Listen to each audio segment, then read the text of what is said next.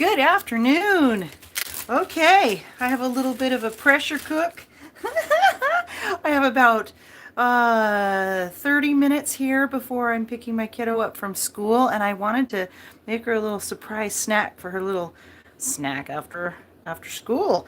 So I'm making for the first time fish fingers, but I'm actually going to take a whirl at baking them. I am not used to preparing fish. And so I watched a couple of little videos and with the seasonings and kind of made my own little combinations. Hopefully it's good. Sure looked fantastic.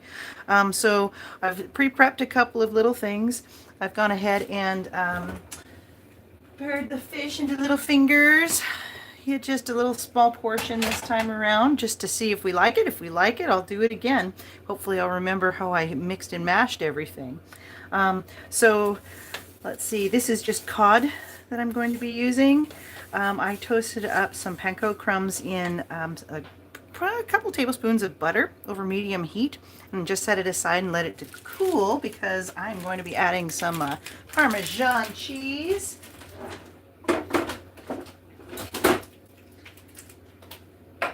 Oh, happy Monday too. I hope all is well with you in your neck of the woods. All is good here. One more week to go before the kiddos are out for the holiday break. I'm sure looking forward to that. We've had such a mild winter so far, at least down in the foothills, so hopefully that just continues for a little while, and on the break maybe it would be awesome if we could get a dusting of snow. But I don't think it's quite the year for snow at sea level. We shall see. The weather is certainly full of surprises. Here's a little tip too with the Parmesan cheese wedge. I actually just wrap it in a little paper towel at the edge that's exposed and keep it stored in a sealed bag. I find that it helps to prevent mold, really. I mean, I go through Parmesan cheese pretty quickly, but I've been doing this for a couple of years and it does make a difference. I did forget one time, or just kind of tested it again, and it actually did. The wedge did mold pretty fast. So, little tip for you there. Okay.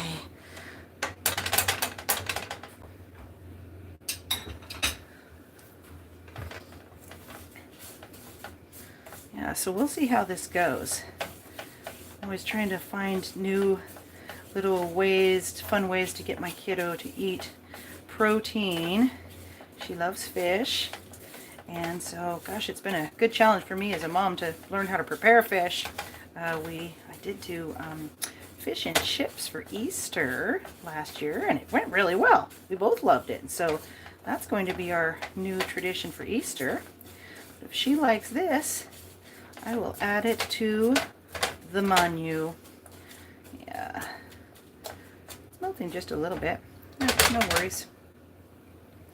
Okay, so what I have here are 2 eggs, and to that I'm going to add a couple of tablespoons of mayonnaise.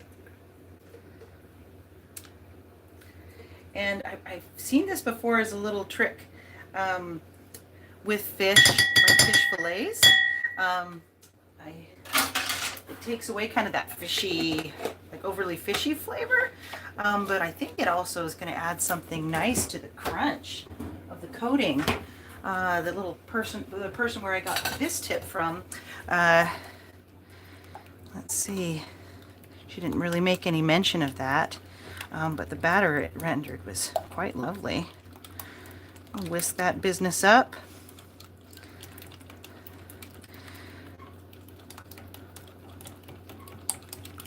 Probably should have let the ingredients come to temp a little bit better, room temperature. Yeah, it's pretty good thickness.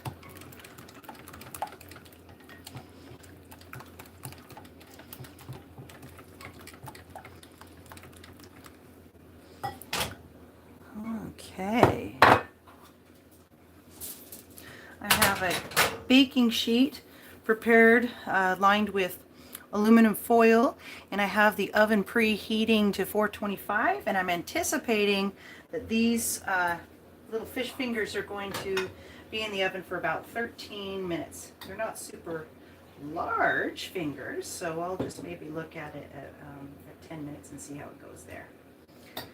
Okay, to that, I'm going to add a couple tablespoons of flour.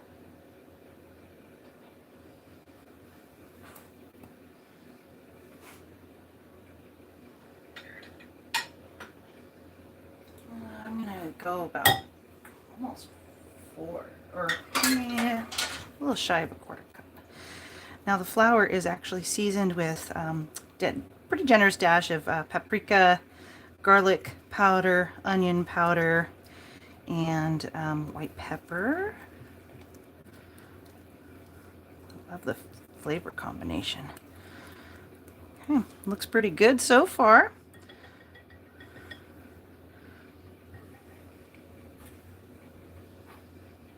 All right, bear with me. Here we go.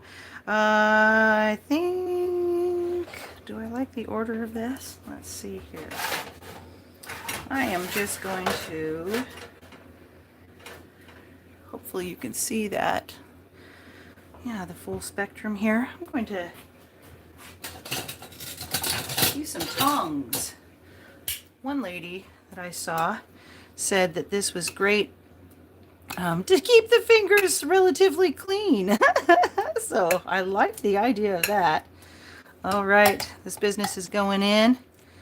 And I didn't use certainly a lot of cod, so I kind of actually did that on purpose because I wanted to eyeball the portioning for the batter, you know, to see what I could handle. It looks like I could handle pretty good amount of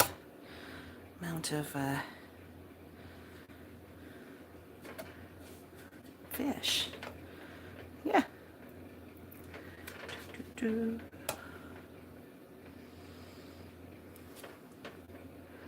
And I am on my never-ending quest to minimize the dishes that I use for certain, well, in general, because I just cook so much. It's nice to I'll get smart about that and save myself a little bit of time with the dishes. All right, interesting layer of fish there. This was not fresh cod. It was frozen, and so I let that defrost in a covered container outside of the package, of course, for about 5 hours. Then I gave it a good rinse, and then I patted them dry, cut them, and then patted them dry again. It's different not using my fingers, but it'll work just fine. Okay.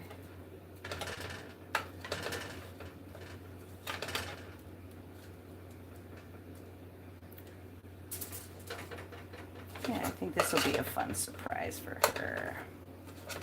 It is a surprise that I'm picking her up from school, too. Good things all the way around.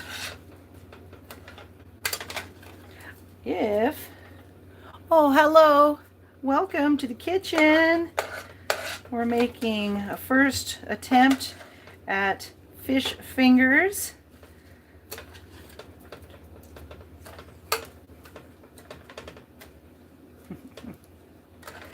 Oh. You know, I kind of did it on purpose to push it to the last minute to just kind of do a pressure bake, I guess, a pressure cook, so I don't think too hard about what's actually going on here. They're fish sticks, and sometimes when I get when I'm making new dishes, I can overthink it sometimes, and what I find if I kind of free flow like this and give it a whirl under a little bit of pressure of time, that usually works out. The kicker is do I remember exactly how I put everything together.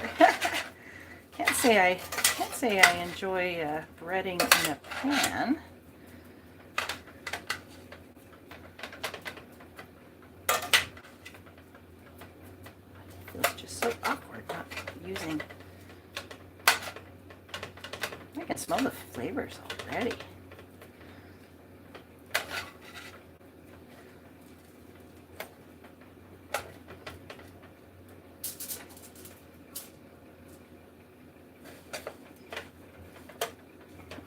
Yeah, just do the pan again, but just not bread so many at a time.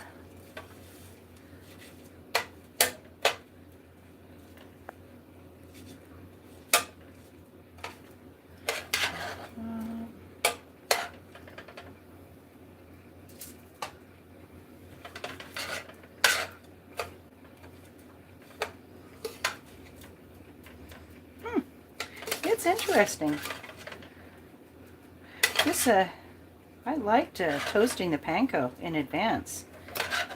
It's just going to have a beautiful buttery flavor. Sure.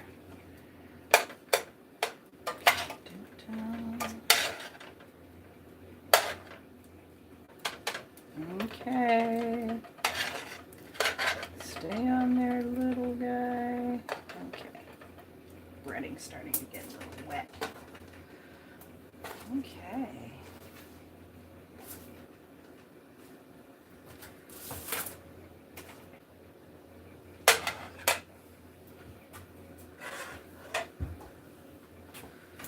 So there we are. Breaded fish fingers. Not super thick on the breading, but I think the whole combination will work. Something I also saw is everyone has one of those little oil sprayers, and I don't carry that, so I was just gonna lightly dab these with some olive oil. Try not to knock off too much of the breading.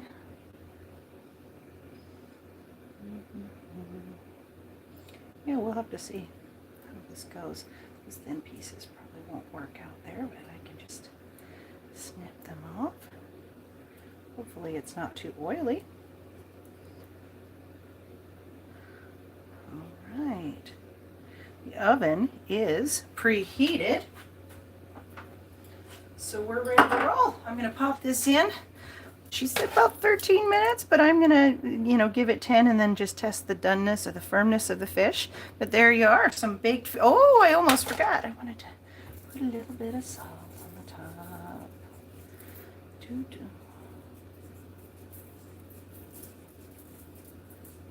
Extra flavor. All right, there we are.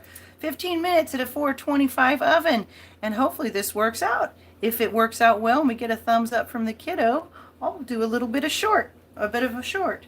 But I hope you have a lovely day, and thank you as always for joining me in the kitchen.